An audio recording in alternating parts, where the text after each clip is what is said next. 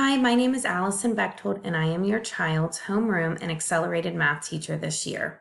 I wanted to take this time to introduce myself to you and give you a little bit of information about how things happen at Hillcrest and what goes on in our math class.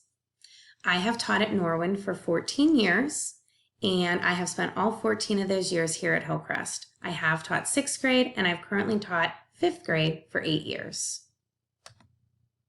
In my homeroom, I have a few things I want to share with you. So our daily schedule, any notes for me or for the office, and homeroom and the activity period time. So here is our daily schedule, and the kids are getting in around 7:35, 7:40 each day. So this initial time of homeroom, we have about 15 to 20 minutes each morning. That gives kids time to get themselves prepared for the day, any morning work they needed to complete, any extra assignments from maybe their virtual learning they didn't finish, things like that. Then periods 1 and 2 we refer to as block 1. They are with me for accelerated math. Periods 3, 4, which we refer to as block 2, they're with Mrs. Champ for science and social studies. And each day around 11 to 11:30 they have lunch. After lunch they always have a special, and on days 5 and 6 we have 2 specials, art and library, and then art and technology. We have ER scheduled in on days 1 through 4, period 6. They end their day with Mrs. Janoff, and that is period 7, 8, or block 3 as we call it. And then since we are in the hybrid model, we have our activity period on only those 2 days that they're with us. And during that time, our car riders actually leave at about 2:25. So if they are a bus rider, they still have activity period, which is a great time to complete homework or get help from a teacher if they needed it. Notes for the office. So if you ever need to send in a note for your child, if they're absent, if they have an early dismissal, if they need to be a car rider or a bus rider, they would then add this note to our main office folder that I would turn into the office each day. And if they had lunch money, that just goes to the cafeteria with them when they go down. Here are a few pictures of our classroom. Things that are different from elementary school is that each child has their own locker. And in 5th grade, the lockers are in our room. So they've advanced from the cubby to now having a locker. And next year in 6th grade, they then really grow up because the lockers are out in the hall, very similar to the middle and high school. So this year they're still in the classroom, but they do have a door, so they have a locker inside the room. Currently our desks are spaced 6 feet apart, and our newest addition to the room is our Promethean board, which I'm loving.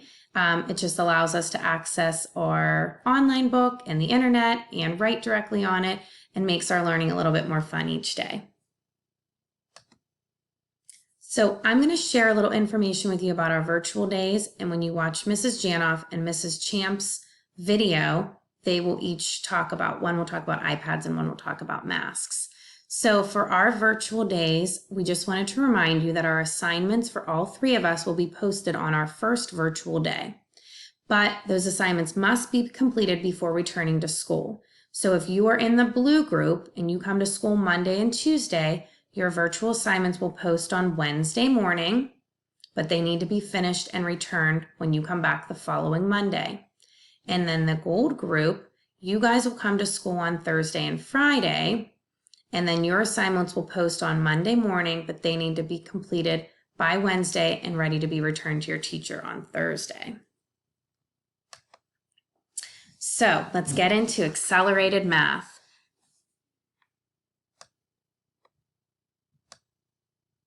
Accelerated math is a combination of 5th grade and 6th grade skills. We will take the 5th grade PSSAs this year, and they take the 6th grade PSSAs next year. So even though it's a blended class, they are still responsible for learning and testing on the 5th grade skills. This class does have an accelerated pace and almost double the content of a regular math class. So we are not moving maybe as fast as we would since we are in the hybrid model, but normally we would be doing roughly 2 lessons per day to try to fit in all 5th and 6th grade skills. Now, to continue on in this accelerated path, students have to earn a 90% or higher for their final average, and that will allow them to take accelerated math in 6th grade. If you do not earn that 90%, you will then just take regular 6th grade math. Each day, we will have an enrichment opportunity that is provided to them. Currently, we are doing a few things. We have the SumDog app the kids can use, the Prodigy app. A digital choice board has been added for the month of September on Google Classroom. Challenge packets, in-class assignments that have higher level questioning, different homeworks that are more enrichment based, and etc. During our class, I will always give the kids a journal entry, and this journal is just a worksheet, but something that we go through and complete together. And this allows me to explain the steps or the strategy that we are going to use to solve whatever skill I'm teaching them. This will then be a good resource for them because they can use it while completing any work on their own, whether it's in the classroom or doing homework or their virtual days at home. A typical class, so when the kids are with me, a typical class looks like this. We review their homework from the night before, or if it was a virtual, coming right off of a virtual day, we will go over those 3 assignments. We will always complete a warm-up, so just practicing spiral review. If you are doing a specific lesson, let's just say we're doing lesson 2-1, topic 1, lesson 1, we will do the solve and share, which is the first page of the lesson. We will then introduce the skill, which is the second page of the lesson, and also when I pass out and complete the journal entry. I will do the whole group practice where I'll introduce and teach it to them, and then small group partner practice, and then each day have individual practice where they do some of the problems to show me that they understand the skill on their own. At that point, that's when we can break into workstations and they will complete an activity to meet their needs. So if they needed extra help, they might work with me. And if they really got it, they might move and do something in a small group or independently. Our curriculum is pretty extensive for the 5th and 6th grade skills that we do in our accelerated program. So topic 1, we've already completed. It was solely 5th grade based, and it was just understanding place value. We will move into operations with whole numbers and decimals, and this is a combination of 5th and 6th grade skills. So in 5th grade, we will do topic 2, topic 3, topic 4, topic 5, topic 6. And those are mostly 5th grade skills, but some of them will have an additional 6th grade lesson that we will just merge right in with them.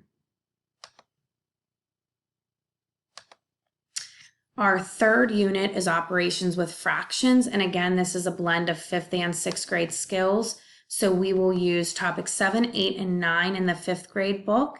And then we will also use our 6th grade book and pull in some extra lessons in there to do our 6th grade skills with that as well. Our 4th unit is measurement and data. The 3 topics for 5th grade is understanding volume, converting measurements, and representing and interpreting data. And we go into the 5th and 6th grade books for this. Unit 5 is operations and algebraic thinking. So we do topics 13 and 15 in our 5th grade book. And then our 6th unit is geometry, where we finish out our 5th grade book, graphing points on a coordinate plane and classifying 2-dimensional figures. And then at this point, we will not bounce between 5th and 6th grade books. We will solely move into the 6th grade book. Our 7th, 8th, and 9th unit. 7th unit is rational numbers. This is the 2nd topic. Well, I guess I should talk really quickly. Topic 7 is in geometry. So this is area, surface area, and volume, all in the 6th grade. Our 7th unit is rational numbers. So it's the 2nd topic in the 6th grade book. We'll do numerical expressions, so numerical and algebraic expressions, that's our 6th grade book. And then our final one is representing and solving inequalities. This is the 4th topic in the 6th grade book. So we do really get into most topics in the 6th grade books. So your child has currently one 5th grade math book, volume 1. Before the end of the year is over, they will have 4 books, volume 1 for 5th grade, volume 2 for 5th grade, volume 1 for 6th grade, volume 2 for 6th grade. That is all I have for you guys today. I hope you enjoyed getting to learn a little bit about me and seeing our classroom and how our day goes in math when they're here with me. Thank you again for watching this, and I hope you have a great night. Bye.